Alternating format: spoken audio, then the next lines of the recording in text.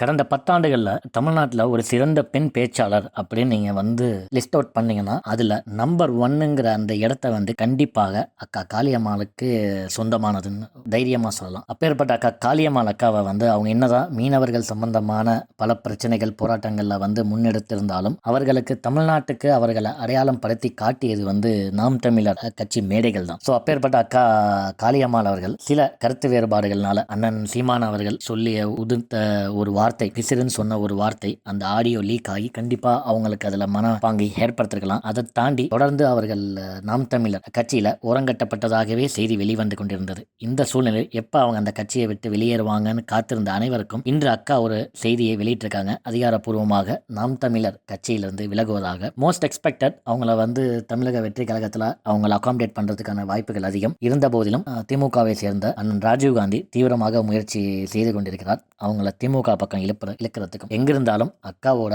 சமூக பணி எப்போதும் போல் தொடர்வதற்கு நம்மளுடைய வாழ்த்துக்கள்.